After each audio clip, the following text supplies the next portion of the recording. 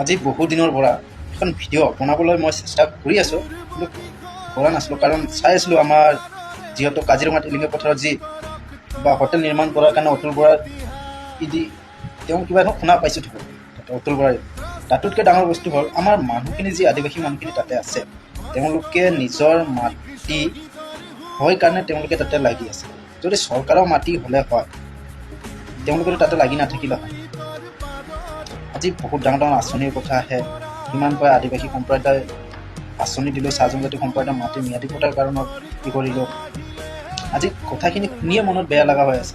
আজি বহুতে তাতে ধৰ্ণা দি আছে যে গীতা গোৱালা নামৰ যি মহিলাজন আছে, তেওঁ নিজৰ জীৱন বলিদান দি হ'লেও মাতি নিদিওঁ বুলি কৈ আছে। তাতোতকৈ বেয়া লগা বস্তু একো নাই। তাতোতকৈ ডাঙৰ বস্তু এখন জানিব পৰা নাই মই, যিসকল নেতাই বৰ্তমান আদিবাসী চাহ জনগোষ্ঠী প্ৰতিনিধি কৰি আছে নেতা, তেওঁলোকে আজি তাতে মাত কিয় মাতা। তাতোতকৈ বিশেষকৈ বহুত বেয়া লাগিছে যিকেইটা দল সংগঠনৰ পৰা হৈ আজি ৰাজনীতি কৰি আছে, তেওঁলোকে আজি ৰাজনীতি কৰি MLA হৈ আছে, কোনোবাটো MP হৈ আছে, কোনোবাটো ৰাজ্যসভাৰ সাংসদ হৈ আছে। তেওঁলোকে দল সংগঠন যেতিয়া ছাত্ৰ সংগঠনৰ পৰা লৈ দল সংগঠন কৰিছিলে, তেতিয়া তেওঁলোকে বহুত কিবা কিবি কৈছিল। আদিবাসী চাহ জনজাতি মানুহৰ আগত থাকিম আমি, আগত আমাৰ টেষ্ট পৰিব, তাৰপিছত আমাৰ সমাজ জাতিখনৰ টেষ্ট পৰিব, কিবা হ'লে আমি আগত। আজি কি পুৰা জাতিটো সমগ্ৰ আদিবাসী চাহ জনজাতিখিনিকে দেখাব বিচাৰিছে নেকি আপোনালোকে, যে অনলি ফৰ আমি জাতিৰ স্বাৰ্থত কাম নকৰোঁ, আমি জাতিৰ আগপিনে জাতিক বচাম কৈ লাষ্টত ৰাজনীতি জইন কৰোঁ, এইখিনিয়ে দেখাই নেকি? ৰাজনীতি জইন কৰি জাতিক পাহৰি যোৱাই দেখাই নেকি? আজি MLA আছে, MP আছে, ৰাজ্যসভাৰ সাংসদ আছে, তাতে কি সংগঠন কৰিলে, জাতিক কি প্ৰতিশ্ৰুতি দিছিল, তাতে আজি জাতিক ক'ত পেলালে। আৰু তাতোতকৈ ডাঙৰ বস্তু এখন ক'ব বিচাৰিছোঁ, আজি সেনেকুৱা হৈছে কোকৰাঝাৰ হ'ল, কাজিৰঙাত, কাৰ্বি আংলঙতো হৈয়ে থাকে। কিমান জাতিক সহ্য কৰিব। আৰু সকলোক আমাৰ জাতিটোকে কৈ ৰাখিছোঁ, আদিবাসী চাহ জনজাতি জাতিটো মনত দিব, ধ্যান দিব।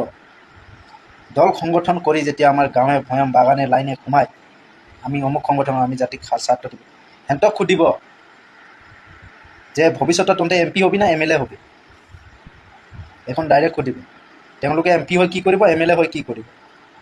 আজি চাওক, তেওঁ যিকেইটা MLA MP হৈছে আমাৰ আদিবাসী চাহ জনজাতি সমাজৰ পৰাই, তেওঁলোকে ছাত্ৰ সংগঠনে কৰিছিল, তেওঁলোকেও এই সংগঠনে কৰিছিলে।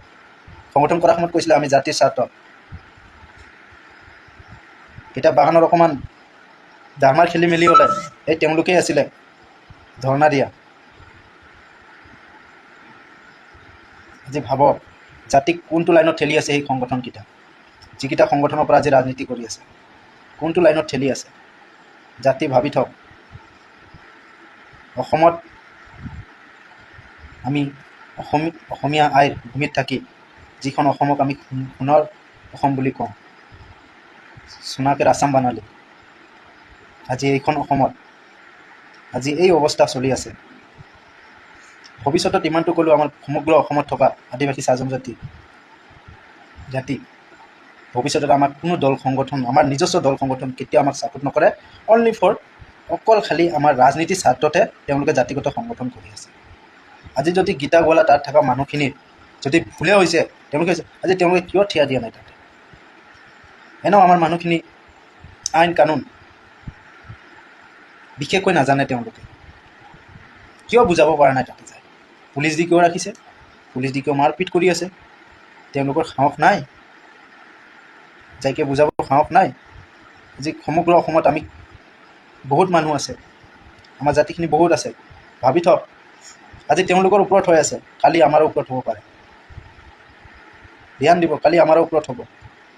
বাগানটো কিমান উচ্ছেদ হ'লেই আৰু কিমান বাগান উচ্ছেদ হ'ব এবাৰ চাই ল'ব। আমাৰ নিজৰে জাতীয় সংগঠনকেইটাই বহুত বেয়া, তাৰ কাৰণে আজি তাতে কাকো দেখা পোৱা নাই। বেয়া লাগে, আমাৰ মানুহখিনি এনেই নাজানে কথা ক'বলৈ, তাক কোনটো প্ৰকাৰে মিলাই কিনে কথা ক'ব লাগে ইমান নাজানে ভালদৰে। আজি তেওঁলোকে নেতা হ'ল, জাতিৰ স্বাৰ্থত নেতা হ'ল, তেওঁলোকৰ আগত থিয় হৈ বুজাবতো পাৰে। হৈছে কি নাই।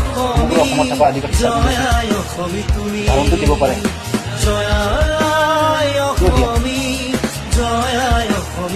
টকাৰ লোভত জাতি সংগঠন কৰাটো এই ৰাজনীতিক টকাৰ লোভত জাতিক সংগঠন কৰি ৰাজনীতিকত যায়, জাতিকে পাহৰি যোৱা আৰু এইখন সংগঠন নেতৃত্ববৃন্দুৱে যদি এনেকুৱাই আদৰ্শই যদি এনেকুৱাই কি সংগঠন কৰা জাতিক যদি আমি জানো একেই মাতৃৰ সন্তান নহয়। আমিও বহুত সংগঠন চালোঁ দুদিনীয়া জীৱনৰ যাত্ৰাত এজন জানো আনজনৰ আজি ঘৰত অসমত নহয়।